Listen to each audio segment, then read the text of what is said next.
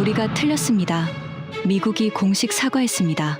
70년간 한국의 핵기술을 막아온 미국이 백악관에서 무릎을 꿇었습니다. 트럼프 대통령이 직접 발표한 한미 핵동업 5대5 협정. 전 세계가 얼어붙었습니다. 일본은 패닉에 빠졌고 중국은 비상이 걸렸습니다. 그런데 가장 충격적인 건 따로 있었습니다. 미국 국방부 28년 경력의 핵 전문가가 직접 쓴 보고서. 거기엔 미국조차 인정할 수밖에 없었던 한국의 압도적 기술력이 담겨 있었습니다. 그 충격적인 전말을 지금 공개합니다. 시작하기 전 구독과 좋아요, 그리고 대한민국 화이팅 댓글로 한국을 응원해주세요. 러시아가 우라늄 수출을 전면 중단했습니다. 미국 핵발전소 104기가 2년 내 연료 고갈 위기에 처했죠. 국방부 핵전략실에 비상이 걸렸습니다.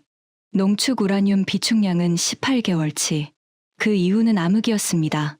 그 직후 백악관에서 긴급회의가 소집됐습니다. 15명의 고위 관리가 한자리에 모였죠. 에너지부 장관, 국방부 차관, 국무부 핵비확산 담당, CIA 분석국장까지. 이 멤버가 동시에 모이는 건 쿠바 미사일 위기 이후 처음이었습니다. 바로 그 자리에서 전례 없는 제안이 나왔습니다. 한국에게 우라늄 농축권을 넘기자. 회의실이 발칵 뒤집혔습니다. 저는 마이클 콜린스입니다. MIT에서 핵물리학 박사를 받았고 국방부 핵전략실에서 28년을 일했습니다. 핵비확산 조약의 설계자 중 한 명이었죠. 그리고 20년 전 한 한국인 과학자를 미국에서 추방시킨 장본인입니다. 백악관 지하 벙커 회의실이었습니다. 형광등 불빛이 차갑게 내리쬐고 있었죠. 벽면의 대형 스크린에는 세계 우라늄 공급망 지도가 떠 있었습니다. 붉은색이 러시아였습니다. 그 붉은색이 지도의 절반을 뒤덮고 있었죠.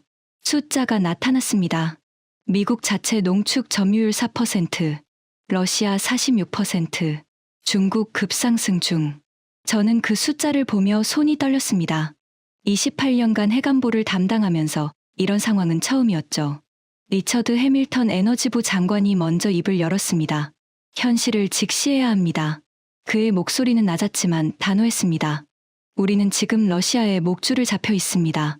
자체 농축 시설 가동까지 최소 4년. 그 사이에 발전소 절반이 멈춥니다. 회의실에 침묵이 흘렀습니다. 누구도 반박하지 못했죠. 숫자가 너무 명확했으니까요. 유럽은 이미 손을 들었습니다. 해밀턴 장관이 계속했습니다. 프랑스도, 독일도 러시아 연료 없이는 못 버팁니다. 일본은 자체 시설 가동률이 12%에 불과하고요. 12%. 저는 그 숫자에 미간을 찌푸렸습니다. 일본의 로카쇼 재처리 시설. 30년 넘게 운영했지만 제대로 돌아간 적이 없었죠. 대안이 필요합니다. 해밀턴 장관이 새 문서를 펼쳤습니다. 한국과의 우라늄 농축 동업안입니다. 5대5 파트너십. 한국이 농축하고 우리가 구매하는 구조죠. 한국. 그 단어가 나오자 회의실 공기가 달라졌습니다. 몇몇이 코웃음을 쳤고 몇몇은 황당하다는 표정을 지었죠. 저는 가슴이 철렁 내려앉았습니다. 한국이라고요? 20년 전 그 기억이 떠올랐습니다. 제가 직접 추방시킨 한국인 과학자, 박정민. 그 이름이 머릿속에서 맴돌았죠. 장관님. 제임스 워커 상무부 장관이 손을 들었습니다. 그의 얼굴은 불그락푸르락했죠. 지금 농담하시는 겁니까? 워커 장관의 목소리가 회의실에 울려 퍼졌습니다. 그는 일본 로비의 핵심 인물이었죠. 도쿄와의 파이프라인을 20년 넘게 유지해 온 사람이었습니다. 한국은 1974년 협정으로 농축이 금지된 나라입니다. 일본도 못 받은 권한을 한국에게 준다고요? 워커 장관이 테이블을 쳤습니다. 쿵 하는 소리가 났죠. 아시아 질서가 무너집니다. 일본이 가만히 있겠습니까? 저는 속으로 고개를 끄덕였습니다. 맞는 말이었죠. 1974년 한미원 자력협정 이후 한국의 우라늄 농축과 재처리는 완전히 금지됐습니다. 그게 50년간 유지된 원칙이었어요. 하지만 해밀턴 장관은 물러서지 않았습니다.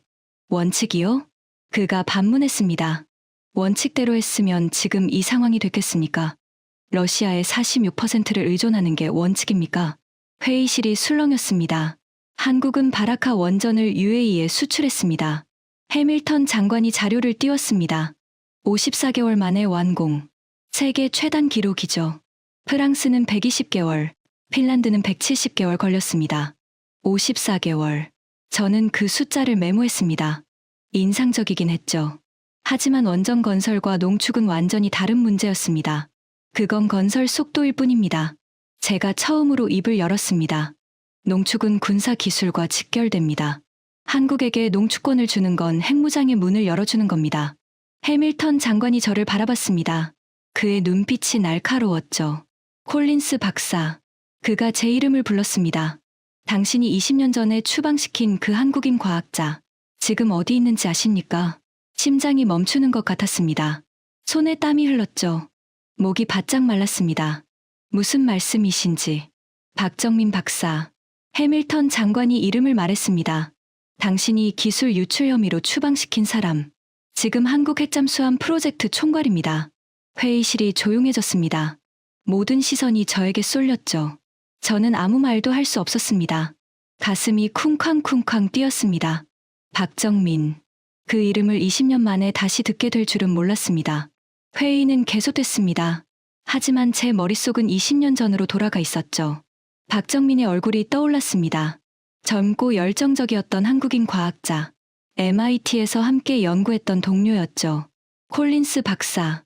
워커 장관의 목소리가 저를 현실로 끌어냈습니다. 당신 의견은 어떻습니까? 한국에게 농축권을 줘야 한다고 생각합니까? 저는 잠시 망설였습니다. 그리고 고개를 저었죠. 안 됩니다. 제 목소리는 단호했습니다.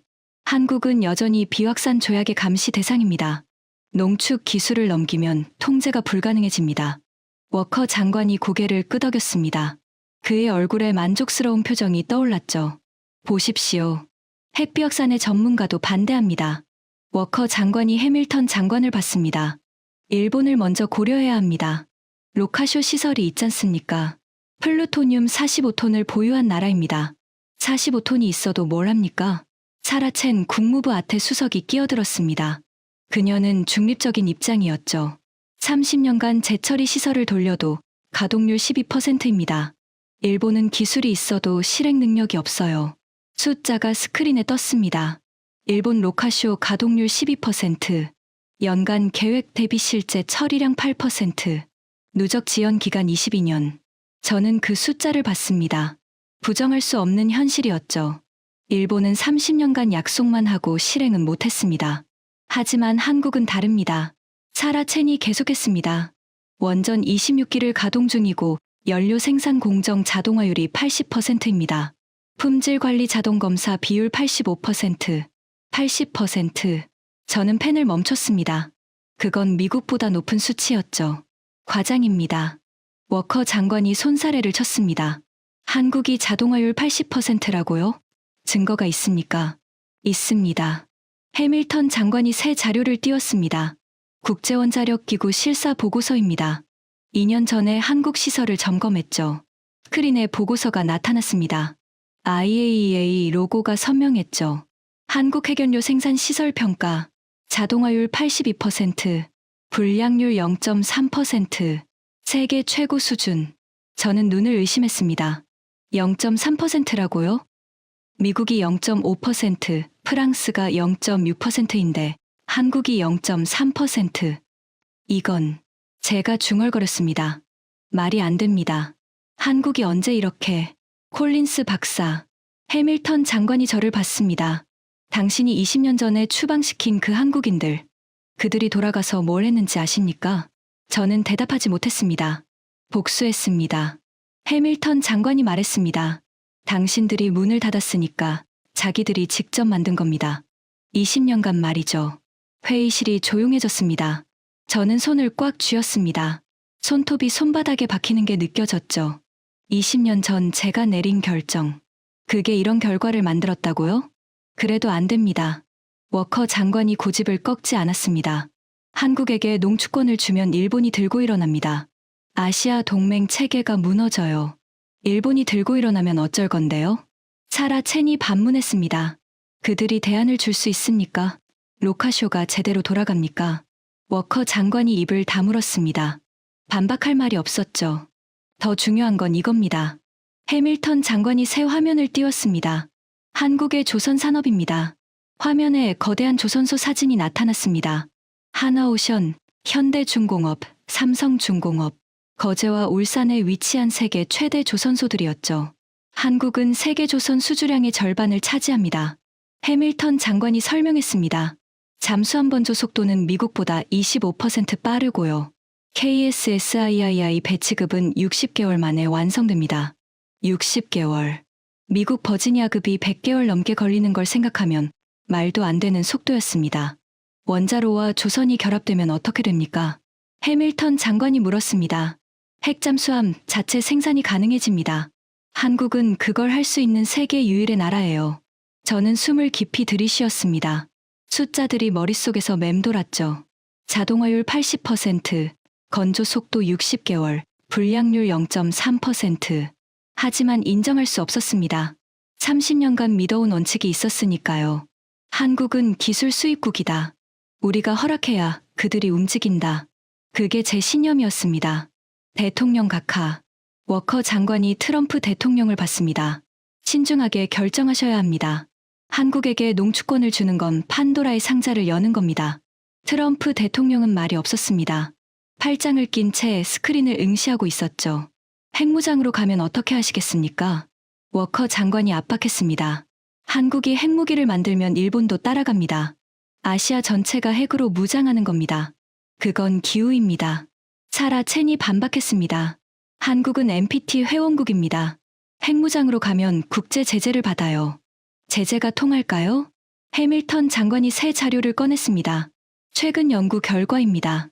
핵무장 제재를 받은 8개국의 70년 데이터를 분석했죠. 화면에 그래프가 나타났습니다. 1인당 GDP가 25% 이상 폭락한 사례는 군사 공격을 받은 이라크뿐이었습니다. 파키스탄은 2년 내 정상화됐고 인도는 제재 기간에도 수출이 증가했어요. 저는 그 데이터를 봤습니다. 충격적이었죠. 제재가 생각만큼 효과가 없다는 뜻이었으니까요. 더 중요한 건 한국의 위치입니다. 해밀턴 장관이 강조했습니다. 세계 12위 경제 규모, 반도체 세계 점유율 60%, 전기차 배터리 30%, 조선 수주량 50%, 숫자들이 스크린에 떴습니다. 한국을 제재하면 미국 자신도 흔들립니다. 첨단 산업과 군수 조달 체계가 무너져요. 워커 장관의 얼굴이 굳어졌습니다. 그럼 어쩌란 말입니까? 그냥 넘기란 겁니까? 협력하자는 겁니다. 해밀턴 장관이 단호하게 말했습니다. 한국은 우리가 통제할 대상이 아닙니다. 함께 설계할 파트너예요. 회의실이 양분됐습니다. 찬성파와 반대파가 팽팽하게 맞섰죠. 저는 그 사이에서 복잡한 신경이었습니다. 20년 전 제가 추방시킨 박정민. 그가 지금 한국 핵잠수함 프로젝트를 이끌고 있다고요? 그 사실이 머릿속에서 떠나지 않았습니다. 회의가 잠시 휴식에 들어갔습니다. 저는 복도로 나왔죠. 창밖으로 워싱턴의 하늘이 보였습니다. 흐린 날씨였어요. 마치 제 마음 같았죠. 20년 전. 그때 저는 젊은 핵물리학자였습니다. MIT에서 박사 학위를 막 받았고 국방부 핵전략실에 갓 입성한 신참이었죠. 박정민을 처음 만난 건 MIT 연구실이었습니다. 그는 한국에서 온 유학생이었죠. 눈빛이 맑고 열정적이었습니다. 소형 원자로 설계에 미쳐 있었어요. 콜린스. 그가 저를 불렀습니다. 한국식 영어였지만 또렷했죠. 언젠가 한국도 자체 원자로를 만들 겁니다. 다른 나라에 의존하지 않는 진짜 기술 말이에요. 저는 웃었습니다. 한국이요? 아직 멀었죠. 미국이나 러시아 기술 없이는 불가능해요. 박정민은 고개를 저었습니다. 아닙니다. 할 수 있어요. 시간이 좀 걸리겠지만 반드시 해낼 겁니다. 그의 눈빛은 진지했습니다. 농담이 아니었죠. 저는 그때 그 말을 대수롭지 않게 넘겼습니다. 한국이 미국을 따라잡는다고요? 말도 안 되는 꿈이라고 생각했죠. 박정민은 MIT에서 5년간 연구했습니다. 소형 모듈 원자로 설계의 천재였죠. 그가 만든 개념 설계도는 지금까지도 교과서에 실릴 정도입니다. 하지만 문제가 생겼습니다. 2005년 어느 날이었죠. 국방부에서 연락이 왔습니다. 박정민이라는 한국인 연구원을 아십니까? 네, 동료입니다. 왜요? 기술 유출 혐의가 있습니다. 저는 충격을 받았습니다. 박정민이 기술을 유출했다고요? 믿을 수 없었죠. 조사가 시작됐습니다. FBI가 그의 연구실을 뒤졌고 컴퓨터를 압수했습니다. 박정민은 며칠간 신문을 받았죠. 결과는 무혐의였습니다. 기술 유출의 증거는 없었죠. 하지만 문제는 끝나지 않았습니다. 콜린스 박사, 국방부 상관이 저를 불렀습니다. 박정민의 비자 연장을 막아야 합니다. 공식적으로는 무혐의지만 리스크가 너무 큽니다. 하지만 증거가 없지 않습니까? 증거가 없어도 의심은 남습니다. 한국인이 미국 핵기술의 핵심에 접근하고 있어요. 이건 안보 문제입니다. 저는 망설였습니다. 박정민은 천재였습니다. 그의 연구는 미국 원자력 산업에 큰 도움이 됐죠. 그를 내보내는 건 손실이었습니다. 하지만 명령이었습니다. 저는 보고서를 작성했죠. 박정민의 비자 연장 불가 권고, 안보 리스크 존재. 그 보고서가 결정타였습니다. 박정민은 미국에서 추방됐죠. 떠나기 전날 밤이었습니다. 그가 저를 찾아왔어요. 콜린스. 그의 목소리는 차가웠습니다. 당신이 보고서를 썼다면서요. 저는 대답하지 못했습니다. 알고 있어요. 당신 선택이 아니라 명령이었겠죠. 박정민이 쓴웃음을 지었습니다. 하지만 기억해 두세요. 그가 저를 똑바로 봤습니다. 저는 한국에서 다시 시작할 겁니다. 그리고 반드시 완성할 거예요. 당신들이 막으려 한 그 기술을 말이죠. 정민, 그건 20년 뒤에 다시 만날 겁니다. 그가 말을 잘랐습니다. 그때 누가 옳았는지 증명되겠죠. 박정민은 돌아서서 떠났습니다. 저는 그의 뒷모습을 바라봤죠. 등이 굳었습니다. 패배자의 모습이 아니었어요. 복수를 다짐한 사람의 모습이었습니다. 그게 20년 전이었습니다. 그 이후로 저는 박정민의 이름을 잊으려 했습니다. 죄책감 때문이었죠. 그가 무고했다는 걸 알면서도 추방시켰으니까요. 하지만 지금 해밀턴 장관이 말한 그 이름, 박정민, 한국 핵잠수함 프로젝트 총괄. 20년 전 그가 한 말이 떠올랐습니다. 20년 뒤에 다시 만날 겁니다. 그 예언이 현실이 되려 하고 있었습니다. 저는 창밖을 바라봤습니다. 손이 떨렸죠. 가슴이 답답했습니다. 20년간 외면해 온 죄책감이 한꺼번에 밀려왔습니다. 박정민. 그가 정말 해냈다고요? 미국이 막으려 한 그 기술을 한국에서 완성했다고요? 저는 주먹을 꽉 쥐었습니다. 믿고 싶지 않았습니다. 하지만 숫자들이 말해주고 있었죠. 자동화율 80%, 불량률 0.3%, 건조 속도 60개월.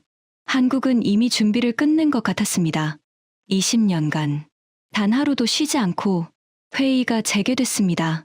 저는 자리에 앉았지만 머릿속은 복잡했죠. 박정민의 얼굴이 계속 떠올랐습니다. 결론을 내려야 합니다. 트럼프 대통령이 처음으로 입을 열었습니다. 그의 목소리는 낮고 무거웠죠. 찬반 의견을 들었습니다. 하지만 결정하기 전에 확인이 필요합니다. 대통령이 해밀턴 장관을 봤습니다. 한국의 기술력, 정말 그 정도입니까? 숫자가 아니라 현장에서 확인해야 합니다. 실사팀을 보내겠습니다. 해밀턴 장관이 답했습니다. 일주일 내로 한국 전역을 돌아보고 보고서를 올리죠. 좋습니다. 대통령이 고개를 끄덕였습니다.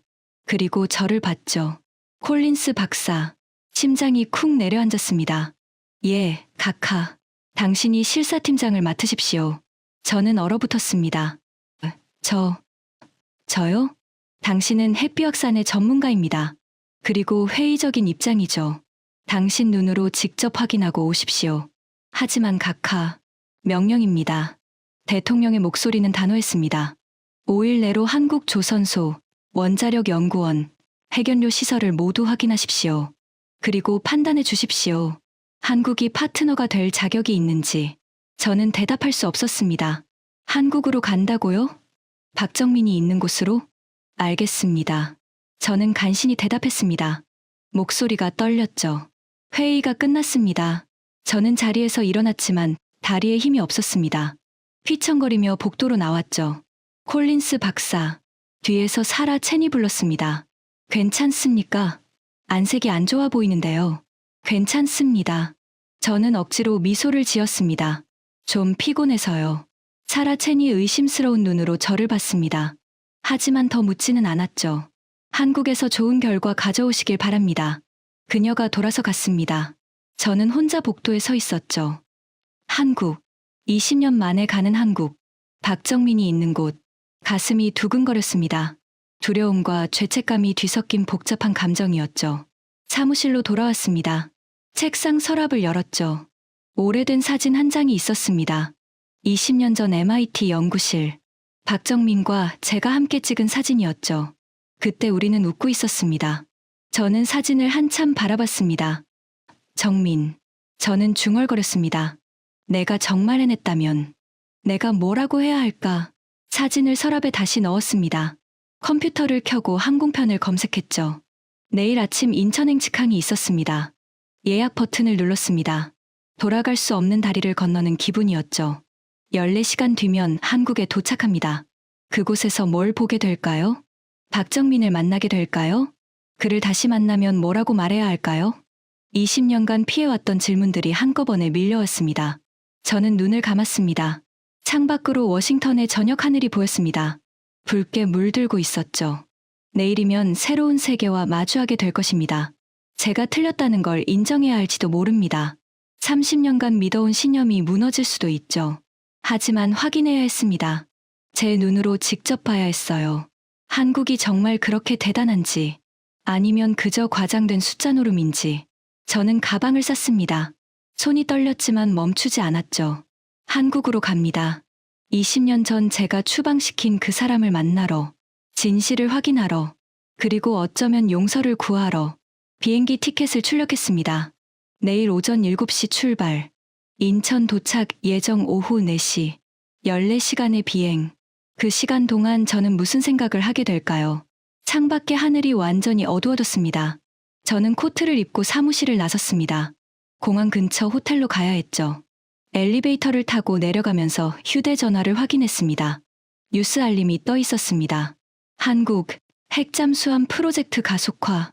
2년 내 첫 진수 예정. 저는 휴대전화를 주머니에 넣었습니다. 2년 내 진수. 그 속도가 진짜라면 한국은 이미 거의 완성 단계인 겁니다. 호텔에 도착했습니다. 체크인을 하고 방에 들어갔죠. 침대에 누웠지만 잠이 오지 않았습니다. 박정민의 마지막 말이 계속 떠올랐습니다. 20년 뒤에 다시 만날 겁니다.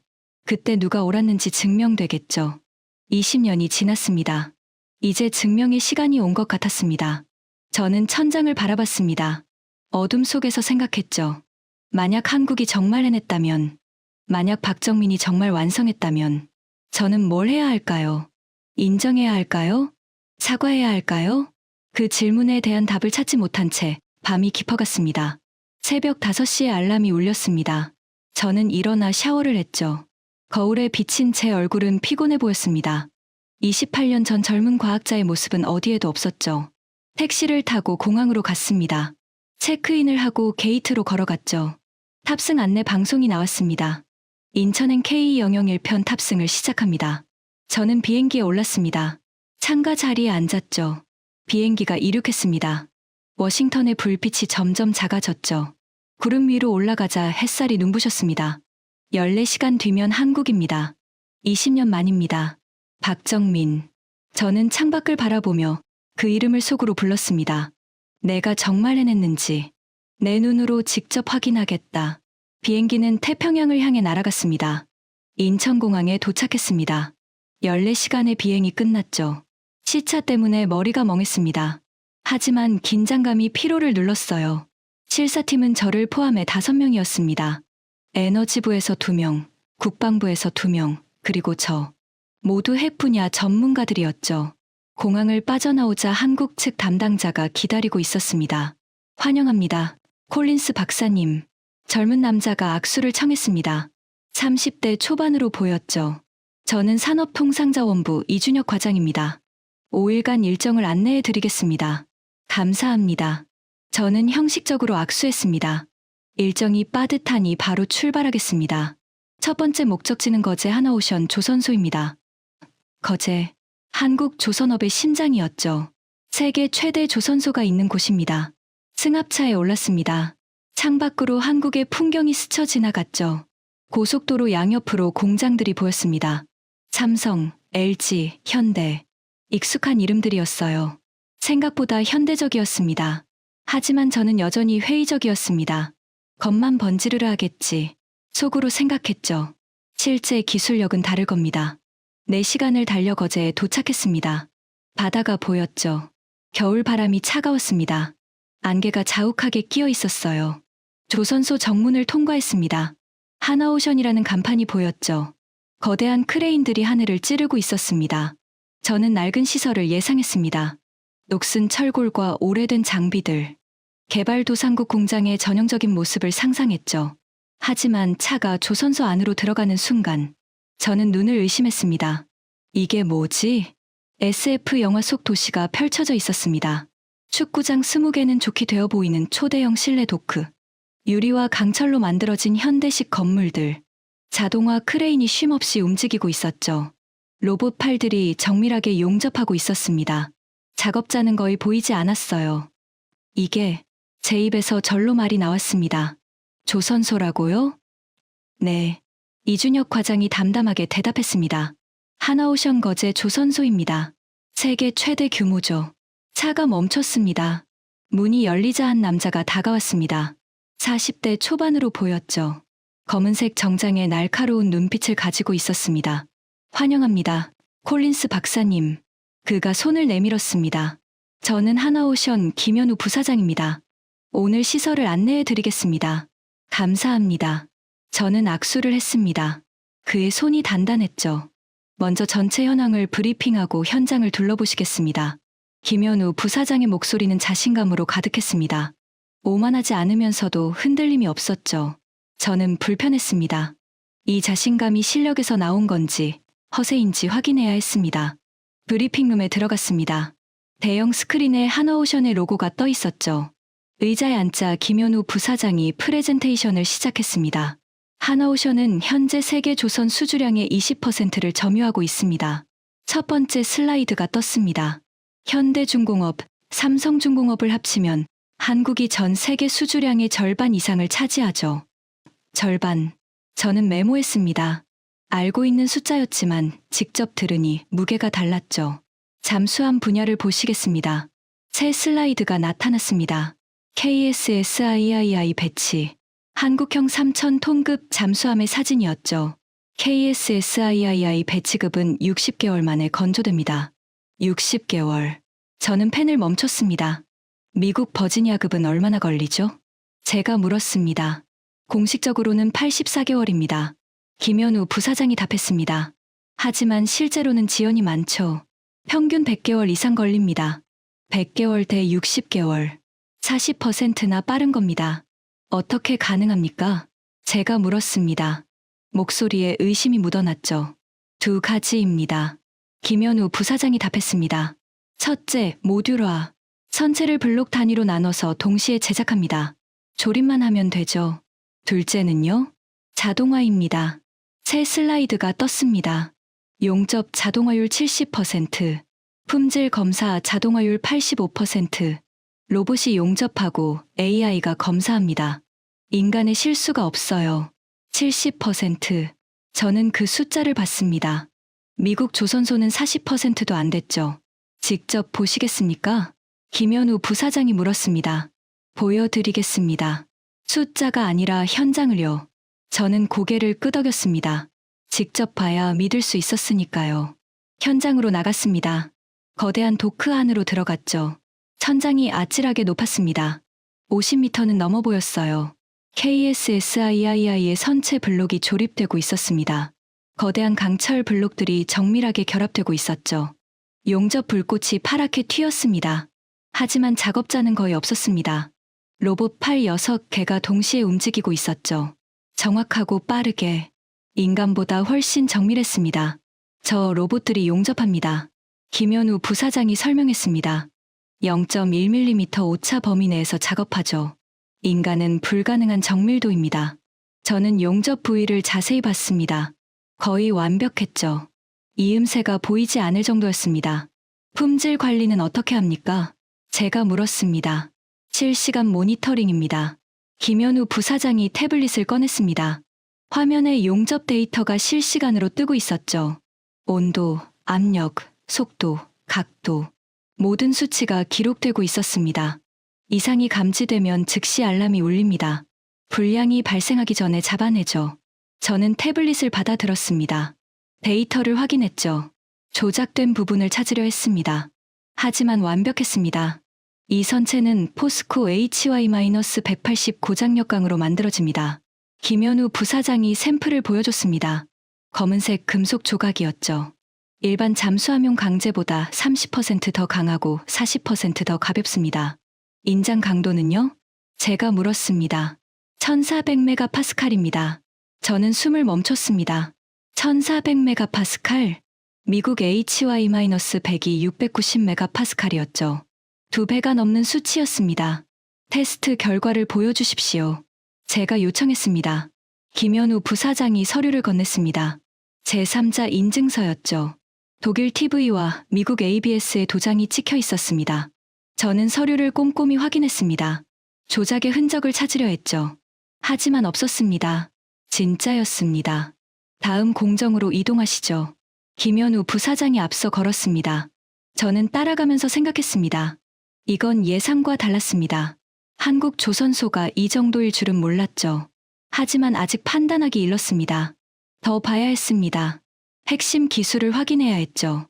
원자로 모듈 조립 구역에 도착했습니다. 거기서 저는 발걸음을 멈췄습니다. 대형 스크린이 벽면을 가득 채우고 있었죠. 3D 모델링 소프트웨어가 실시간으로 돌아가고 있었습니다. 디지털 트윈 시스템입니다. 김현우 부사장이 설명했습니다. 실시간으로 설계와 제작이 동시에 이루어지죠. 저는 스크린을 응시했습니다. 3D 모델과 실제 제작 공정이 완벽히 동기화되어 있었죠. 모델에서 수정하면 현장 로봇이 즉시 반영했습니다. 오차 범위가 어느 정도입니까? 제가 물었습니다. 0.01mm입니다. 저는 귀를 의심했습니다. 뭐라고요? 0.01mm요. 김현우 부사장이 반복했습니다. 인간 머리카락 두께의 10분의 1입니다. 0.01mm. 불가능한 수치였습니다. 독일 지멘스도 일본 미쓰비시도 0.05mm가 한계였죠. 증명해 보십시오. 제가 요구했습니다. 물론이죠. 김현우 부사장이 미소를 지었습니다. 작업장으로 내려갔습니다. 로봇 팔 8개가 동시에 원자로 모듈을 조립하고 있었죠. 각 로봇은 정밀하게 볼트를 조이고 있었습니다. 인간은 단 한 명도 없었습니다. 측정 장비로 직접 확인해 보시겠습니까? 김현우 부사장이 레이저 측정기를 건넸습니다. 저는 직접 측정했습니다. 조립된 모듈의 오차를 확인했죠. 0.008mm. 손이 떨렸습니다. 이건 제가 중얼거렸습니다. 말이 안 됩니다. 어떻게 이게 가능합니까? 10년입니다. 김현우 부사장이 답했습니다. 10년간 이 시스템을 개발했습니다. 실패도 많이 했죠. 하지만 포기하지 않았습니다. 그의 눈빛이 달라 보였습니다. 기술자의 집념이 느껴졌죠. 왜 이렇게까지 합니까? 제가 물었습니다. 왜 이런 정밀도가 필요한 겁니까? 김현우 부사장이 잠시 침묵했습니다. 그리고 조용히 말했죠. 다시는 당하지 않으려고요. 뭘 당하지 않으려고요? 무시당하는 거요. 그가 저를 봤습니다. 30년 전 한국은 일본에서 기술을 배워왔습니다. 그들은 핵심은 안 가르쳐 줬죠. 우리는 허드렛일만 했습니다. 그래서요? 그래서 우리가 직접 만들기로 했습니다. 그들보다 더 잘 만들기로요. 김현우 부사장의 목소리는 담담했습니다. 하지만 그 안에 30년의 한이 느껴졌죠. 저는 아무 말도 하지 못했습니다. 이건 단순한 기술이 아니었습니다. 생존을 위한 몸부림이었죠. 다음 구역으로 이동했습니다. 추진 시스템 조립 라인이었죠. 여기서 원자로와 추진 시스템이 결합됩니다. 김현우 부사장이 설명했습니다. 대형 크레인이 원자로 모듈을 들어 올리고 있었습니다. 무게가 수백 톤은 되어 보였죠. 하지만 움직임은 부드러웠습니다. 밀리미터 단위로 정확하게 위치를 잡았죠. 저 크레인도 자동화입니까? 제가 물었습니다. 네. GPS와 레이저 센서로 위치를 잡습니다. 오차 범위 2mm 이내죠. 저는 계속 메모했습니다. 숫자들이 쌓여갔죠. 모두 예상을 뛰어넘는 수치였습니다. 솔직히 말씀드리겠습니다. 김현우 부사장이 갑자기 말했습니다. 콜린스 박사님, 당신이 회의적이라는 건 알고 있습니다. 저는 그를 봤습니다.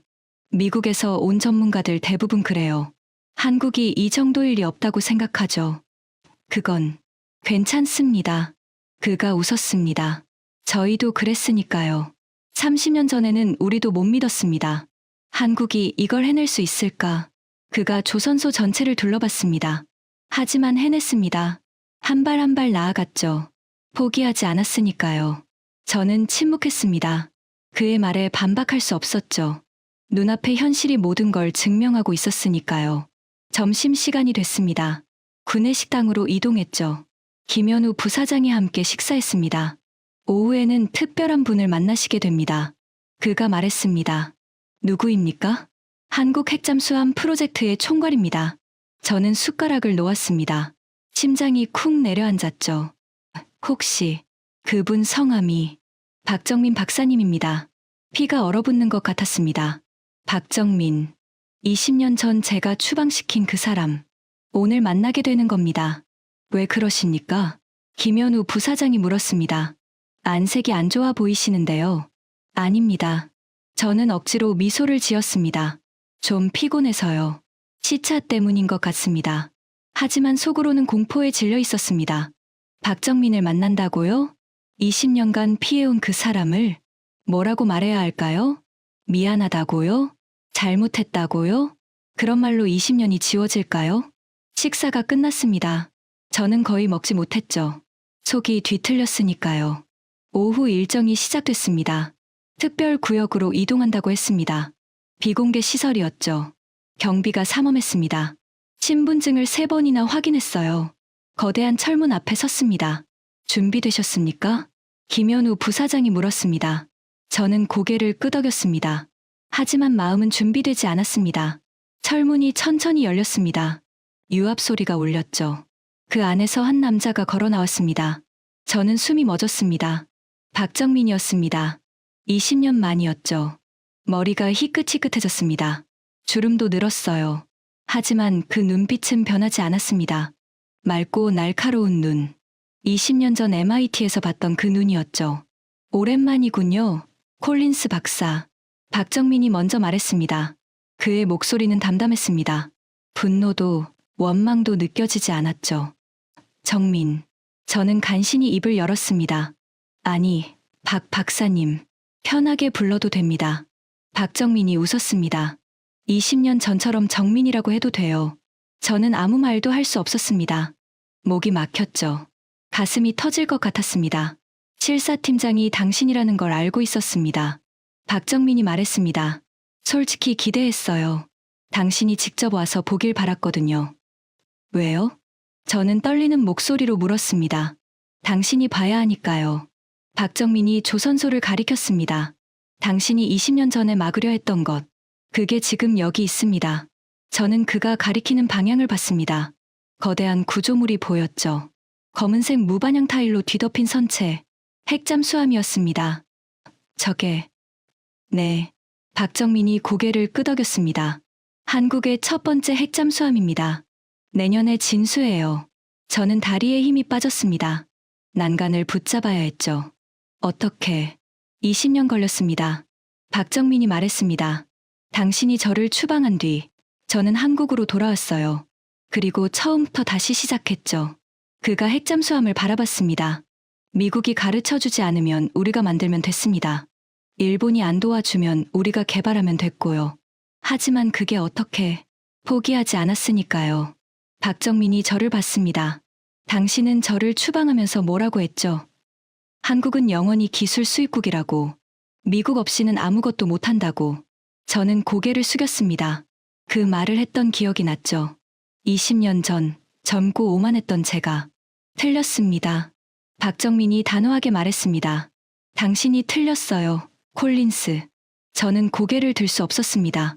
저를 보세요. 박정민이 말했습니다. 저는 천천히 고개를 들었습니다. 그의 눈과 마주쳤죠. 저는 복수하러 온 게 아닙니다. 박정민이 말했습니다. 원망도 안 해요. 당신은 명령을 따랐을 뿐이니까. 그럼 왜? 증명하려고요. 그가 말했습니다. 한국도 할 수 있다는 걸. 아니, 한국이 더 잘할 수 있다는 걸. 박정민이 핵잠수함을 가리켰습니다. 저게 증거입니다. 20년간 한국이 준비한 결과물이에요. 저는 핵잠수함을 봤습니다. 길이 100m, 직경 10m, 검은색 선체가 위압적으로 서 있었죠. 20% 전홍축 우라늄 기반입니다. 박정민이 설명했습니다. IAEA 비확산 규정을 완벽히 준수하죠. 미국식 90% 고농축이 아니에요. 연료 교체 주기는요? 제가 물었습니다. 목소리가 떨렸죠. 25년에서 32년입니다. 저는 숨을 멈췄습니다. 미국 버지니아급도 30년인데 우리는 출력을 낮추는 대신 효율을 높였습니다. 박정민이 설명했습니다. 70메가와트급 소형 모듈 원자로예요. 한 번 넣으면 30년 가까이 교체가 필요 없죠. 저는 계산기를 꺼냈습니다. 숫자를 확인했죠. 맞았습니다. 전홍축으로도 장기 운용이 가능했습니다. 작전 반경은요? 제가 물었습니다. 4,000km 이상입니다. 박정민이 답했습니다. 태평양 전체를 커버할 수 있어요. 하와이도, 괌도, 심지어 샌프란시스코도요. 4,000km. 현재 한국 디젤 잠수함의 2.5배였습니다. 건조 기간은요? 60개월입니다. 저는 펜을 놓았습니다. 더 이상 메모할 수 없었죠. 모든 숫자가 예상을 뛰어넘었습니다. 왜 이렇게까지 했습니까? 제가 물었습니다. 복수 때문은 아니라고 했잖아요. 그럼 뭐 때문입니까? 박정민이 잠시 침묵했습니다. 그리고 바다를 바라보며 말했죠. 1950년 한국전쟁 때 우리는 모든 걸 잃었습니다. 그의 목소리가 낮아졌습니다. 제 할아버지는 흥남 철수 때 겨우 살아남았어요. 맨몸으로 배에 올랐죠. 고향은 두고 왔습니다. 저는 침묵했습니다. 할아버지가 돌아가시기 전에 저한테 말씀하셨어요. 박정민이 계속했습니다. 다시는 힘이 없어서 당하지 마라. 스스로 지킬 힘을 가져라. 그가 저를 봤습니다. 그게 70년 전입니다. 70년 동안 한국은 준비했어요. 다시는 무릎 꿇지 않으려고. 70년. 저는 그 숫자를 곱씹었습니다. 한국이 70년간 이걸 준비했다고요? 당신이 저를 추방했을 때 박정민이 말했습니다. 저는 분노하지 않았습니다. 오히려 감사했어요. 감사했다고요? 네. 덕분에 깨달았거든요. 미국에 의존하면 안 된다는 걸. 박정민이 핵잠수함을 바라봤습니다. 그날 이후 저는 한국에서 처음부터 다시 시작했습니다. 20년 걸렸어요. 하지만 해냈죠. 저는 무릎이 꺾이는 것 같았습니다. 20년 전 제가 내린 결정. 그게 이런 결과를 만들었습니다. 제가 막으려 했던 기술. 박정민이 그걸 완성했습니다. 저 없이, 미국 없이. 미안합니다. 저는 고개를 숙였습니다. 20년 전, 제가 잘못했습니다. 사과는 필요 없습니다. 박정민이 말했습니다. 대신 한 가지만 해주세요. 뭐든지요. 인정해 주세요. 그가 저를 똑바로 봤습니다. 한국이 해냈다는 걸, 당신들이 틀렸다는 걸, 그거면 됩니다. 저는 고개를 들었습니다. 박정민의 눈과 마주쳤죠. 분노가 없었습니다. 원망도 없었어요. 그저 담담한 자신감만 있었습니다. 70년을 준비한 사람의 눈빛이었죠. 인정하겠습니다. 저는 대답했습니다. 한국이 해냈습니다. 제가 틀렸어요. 박정민이 미소를 지었습니다. 감사합니다. 콜린스. 그가 손을 내밀었습니다. 저는 그 손을 잡았습니다. 20년 만의 악수였죠. 손이 따뜻했습니다. 박정민이 직접 핵잠수함을 안내했습니다. 철문을 통과해 도크 안으로 들어갔죠. 가까이서 본 핵잠수함은 더 거대했습니다. 검은색 무반영 타일이 빛을 흡수하고 있었죠. 표면이 마치 살아있는 것처럼 보였습니다. 길이 100m, 배수량 4,000톤입니다. 박정민이 설명했습니다. 미국 버지니아급보다는 작지만 임무 수행에는 충분하죠. 저는 선체에 손을 댔습니다. 차갑고 매끄러웠죠. 용접선이 안 보입니다. 제가 말했습니다. 어떻게 가능합니까? 마차일 교반 용접입니다. 박정민이 설명했습니다. 기존 아크 용접 대신 마찰열로 접합하죠. 이음새가 사라집니다. 저는 손으로 표면을 훑었습니다. 정말 이음새가 없었죠. 완벽하게 매끄러웠습니다. 내부를 보시겠습니까? 박정민이 물었습니다. 가능합니까? 물론이죠. 미국 실사팀 아닙니까? 그가 웃었습니다. 숨길 게 없습니다. 해치가 열렸습니다. 저는 사다리를 타고 내려갔습니다. 내부는 놀라울 정도로 넓었습니다. 통로가 깔끔하게 정돈되어 있었죠. 각종 배관과 케이블이 벽면을 따라 배치되어 있었습니다. 함교로 가시죠. 박정민이 앞서 걸었습니다. 함교에 도착했습니다. 대형 스크린들이 벽면을 채우고 있었죠. 조종석에는 최신 디지털 인터페이스가 설치되어 있었습니다. 모든 시스템이 디지털화되어 있습니다. 박정민이 설명했습니다. 아날로그 계기판은 백업용으로만 남겨뒀죠. 저는 조종석에 앉아봤습니다. 화면을 만져봤죠. 반응이 빨랐습니다. 직관적인 인터페이스였어요. 자체 개발입니까? 제가 물었습니다. 네. 삼성 디스플레이와 공동 개발했습니다. 박정민이 답했습니다. 해외 기술 의존도 제로입니다. 제로. 저는 그 단어를 곱씹었습니다. 한국이 모든 걸 자체 개발했다고요? 원자로실을 보시겠습니까? 박정민이 물었습니다. 들어갈 수 있습니까? 지금은 연료가 장전되지 않았으니까요. 안전합니다. 원자로실로 이동했습니다. 방호복을 입고 들어갔죠. 원자로가 보였습니다. 생각보다 작았습니다. 높이 4m, 직경 2.5m 정도. 하지만 그 안에 담긴 기술은 어마어마했죠. 70메가와트급 소형 모듈 원자로입니다. 박정민이 설명했습니다. 15년간 개발했죠. 설계부터 테스트까지 전부 국내에서 했습니다. 안전성은요? 제가 물었습니다. 10년간 테스트했습니다. 박정민이 자신 있게 답했습니다. 비상냉각 시스템이 자동으로 작동하고 멜트다운 가능성은 제로입니다. 멜트다운 제로요? 수동 안전 설계입니다. 박정민이 설명했습니다. 전원이 끊겨도 자연 대류로 냉각됩니다. 인간의 개입 없이 스스로 안전해지죠. 저는 원자로를 바라봤습니다. 이건 미국에서도 아직 실용화하지 못한 기술이었습니다. 어떻게 이걸? 필사적이었으니까요. 박정민이 말했습니다. 한국은 사면이 바다입니다. 북한이 있고 중국이 있고 일본이 있어요. 핵잠수함 없이는 생존이 불가능합니다. 그가 원자로를 바라봤습니다. 미국이 안 도와주면 우리가 만들어야 했습니다. 선택의 여지가 없었어요. 선택의 여지가 없었다. 저는 그 말을 곱씹었습니다. 한국은 생존을 위해 이 기술을 개발한 겁니다. 우리가 막으려 했던 건 그들의 생존권이었죠. 미안합니다. 저는 다시 한번 말했습니다. 20년 전 제가 이해하지 못했습니다. 이제 이해하셨습니까? 박정민이 물었습니다. 저는 고개를 끄덕였습니다.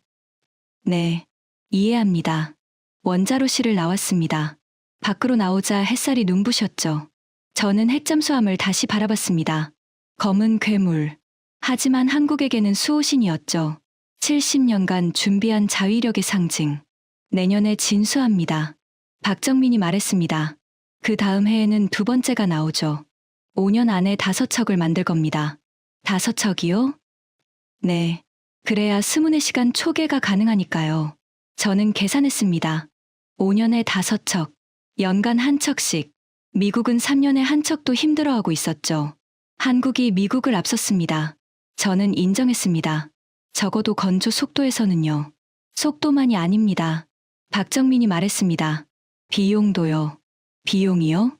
우리 핵잠수함은 척당 2조 원입니다. 저는 눈이 커졌습니다. 미국 버지니아급이 4조 원인데 절반이죠. 박정민이 고개를 끄덕였습니다. 자동화와 모듈화 덕분입니다. 인건비가 확 줄었어요. 절반 가격에 더 빠른 속도. 이건 혁명이었습니다. 저녁이 됐습니다. 숙소로 이동하면서 박정민과 대화를 나눴습니다. 일본은 어떻습니까? 제가 물었습니다. 그들도 핵잠수함을 원하지 않습니까? 박정민이 쓴웃음을 지었습니다. 일본이요? 그가 고개를 저었습니다. 일본은 30년간 제자리입니다. 무슨 뜻입니까? 로카쇼 재처리 시설 아시죠? 네. 플루토늄 45톤을 보유한 시설이요. 맞습니다. 박정민이 말했습니다. 45톤이면 핵무기 수천 개를 만들 수 있는 양이에요. 하지만 일본은 그걸로 뭘 했습니까?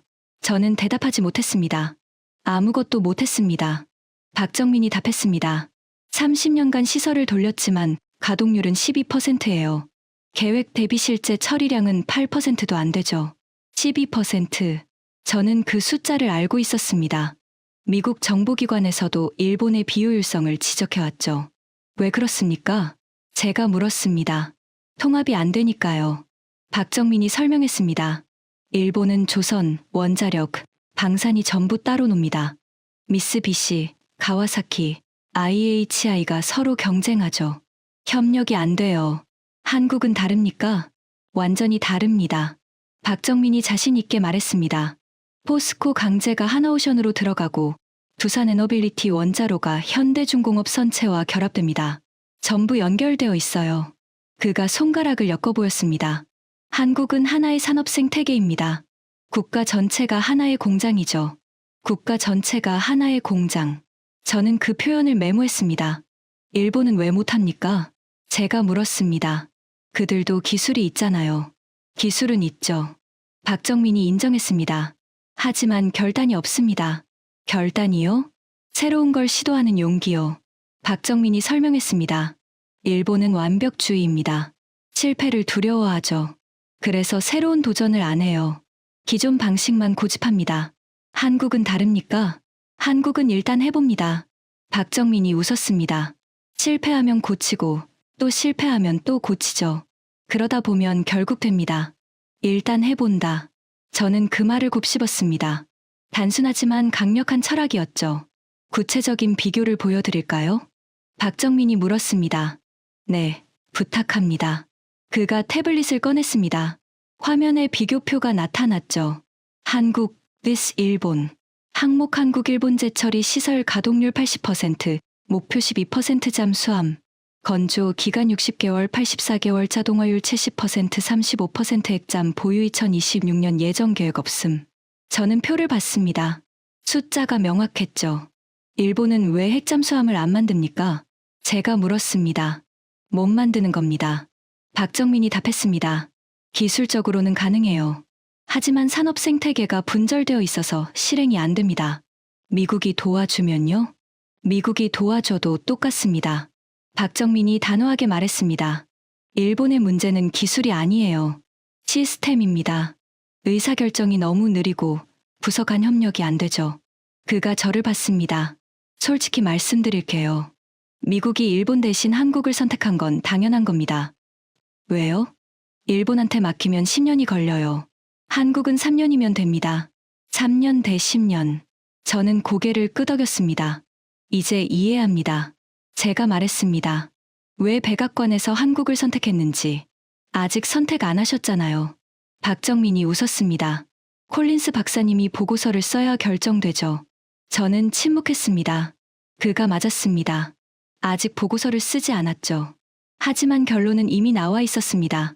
한국을 선택해야 합니다. 숫자가 증명하고 있었으니까요. 숙소에 도착했습니다. 박정민이 차에서 내리며 말했습니다. 내일은 원자력연구원을 방문합니다. 소형 모듈 원자로의 본거지죠. 알겠습니다. 저는 고개를 끄덕였습니다. 콜린스 박사님. 박정민이 저를 불렀습니다. 네, 오늘